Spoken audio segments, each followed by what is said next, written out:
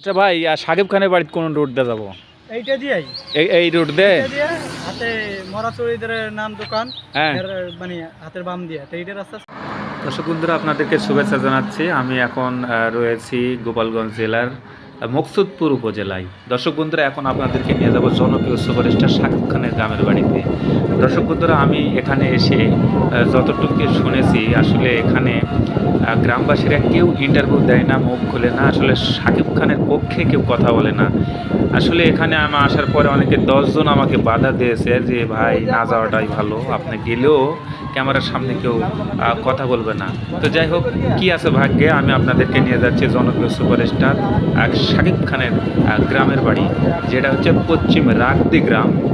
আপনারা থাকুন আমার সাথে। দর্শক বন্ধুরা, জনপ্রিয় এই সুপারস্টার সাকিব খান অনন্ত ভালোবাসা সিনেমার মাধ্যমে বাংলাদেশে কিন্তু পদার্পণ করেন। এখন তার কিন্তু 300-300-ও বেশি সিনেমাতে কিন্তু তিনি অভিনয় করেছেন। দর্শক বন্ধুরা, তিনার উল্লেখ্য যে সিনেমাগুলোর মধ্যে পাওয়া যায়, যেমন জানের জান, চাচ্চু, দাদিমা, কোটি টাকার কাবিন, এরকম জনপ্রিয় সিনেমাতে কিন্তু অভিনয় করেছেন।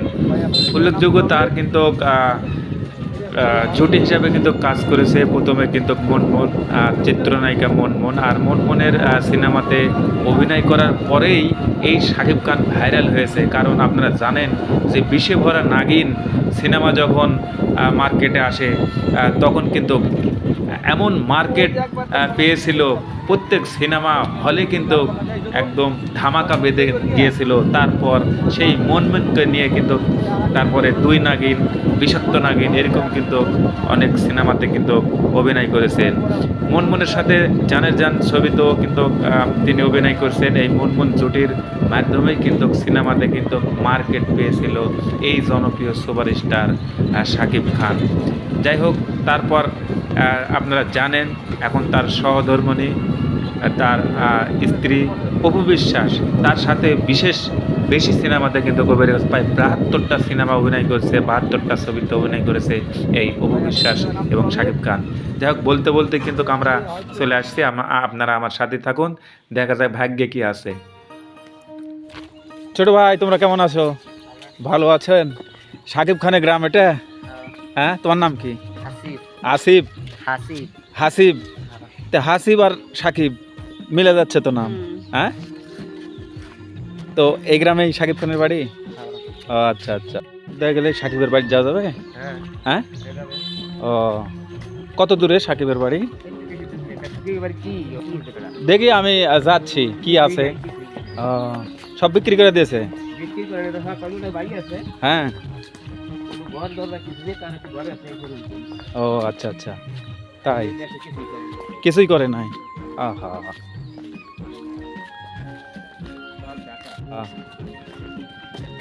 ছোট দুই ভাই নিয়ে যাচ্ছি।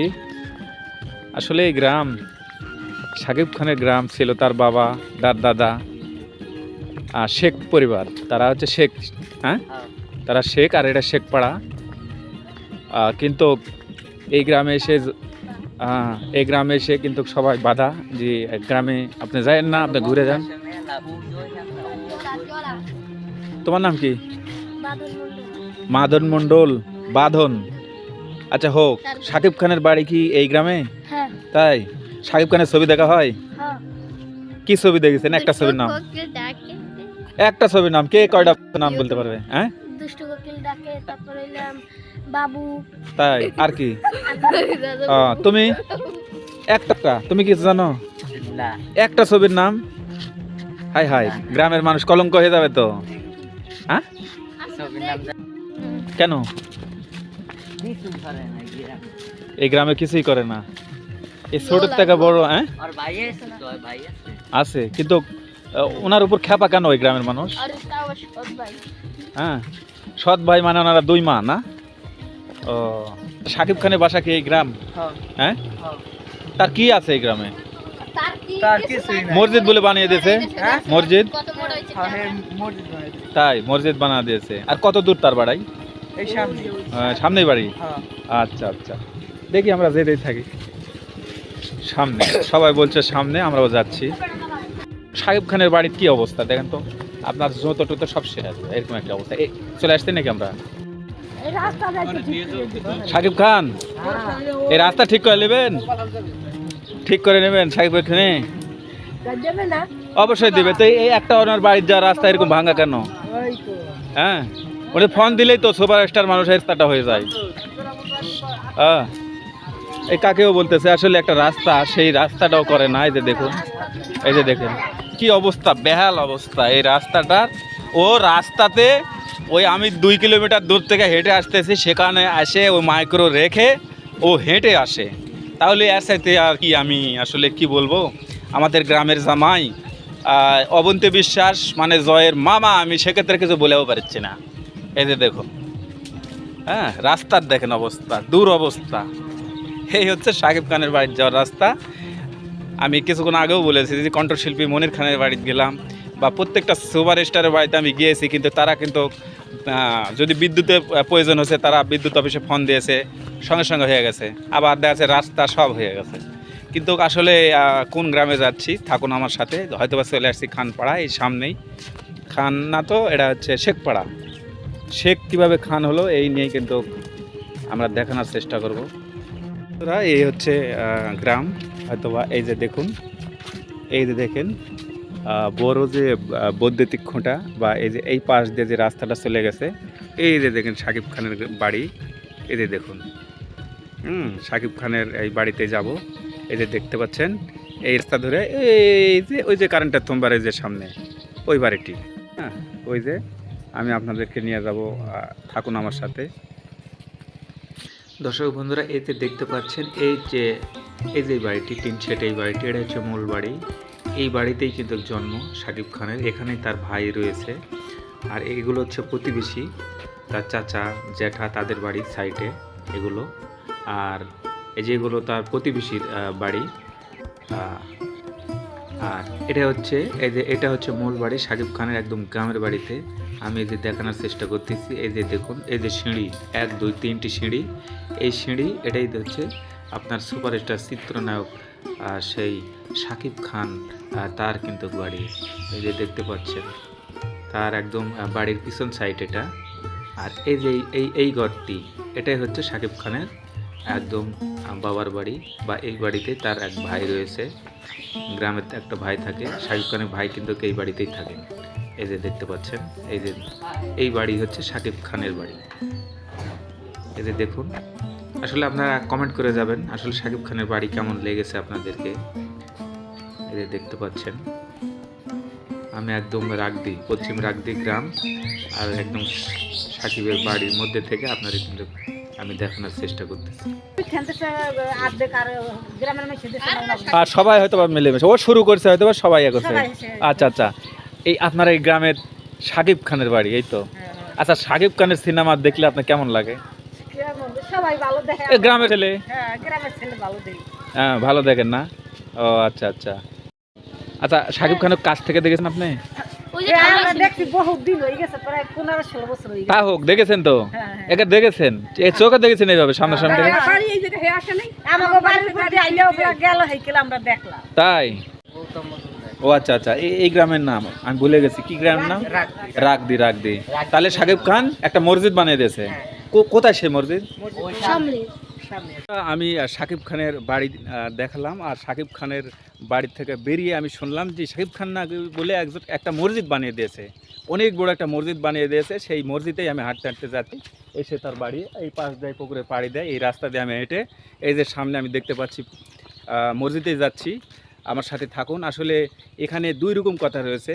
অনেকেই বলতেছে যে সাকিব খান এখানে 50% এই মসজিদের টাকা দিয়েছে, বাদ বাকি এই গ্রামবাসীরাই দিয়েছে। আবার কেউ বলছে না, পুরোটাই সাকিব খান এই মসজিদটা বানিয়ে দিয়েছে। আসলে কি হয়েছে বা কে করে দিল কীভাবে, সেই সাকিব খানের মসজিদ দেখার জন্য আমি নিজেই যাচ্ছি, আপনাদেরকে দেখাবো, থাকুন আমার সাথে। আমরা সেই রাগদি সাকিব খানের বানিয়ে দেওয়া যেই মসজিদটির কথা শুনেছি, সেই মসজিদেই কিন্তু আমি এখন এই যে দেখতে পাচ্ছেন আমার এই যে সামনে যে মসজিদটি, এই মসজিদটি বলে নাকি সাকিব খান বানিয়ে দিয়েছে।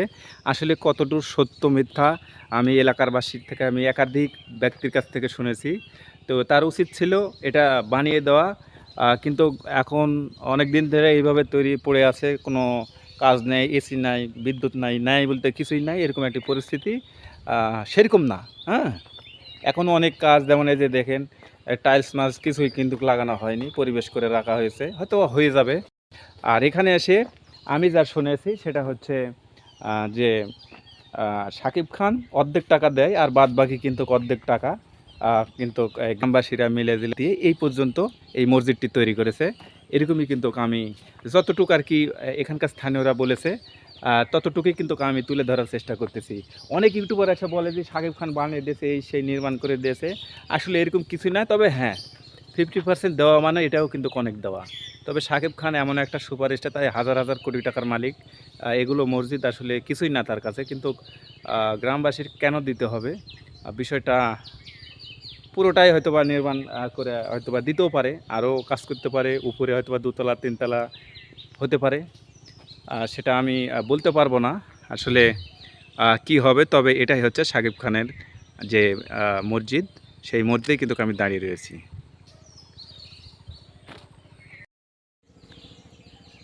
দর্শক বন্ধুরা, আমি শাকিব খানের বাড়িতে ভিডিও করতে এসে বা এলাকাতে এমন একটি ঘটনা ঘটেছে যা আমার শেয়ার করতে হবে।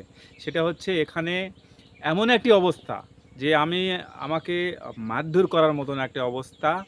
মোবাইল ফোন কিভাবে যে আমি ফিরিয়ে আমি দৌড়াদৌড়ি করে সাইডে চলে এসেছি, মানে আমি একটু বলবো কি হয়েছে। আসলে শাকিব খানের এলাকাতে একদম জঘন্য অবস্থা, এবং শাকিব খানও কেউ চায় না। শাকিব খান একদম বাজে মন্তব্য কিন্তু সবাই করেছে, এবং আমি কমপক্ষে 20 জনের কাছে ইন্টারভিউ নিতে গেলে আমাকে তারা ইন্টারভিউ তো দেয়নি, বরং বলছে তো তুমি যেখানে আসো এখান থেকে চলে যাও।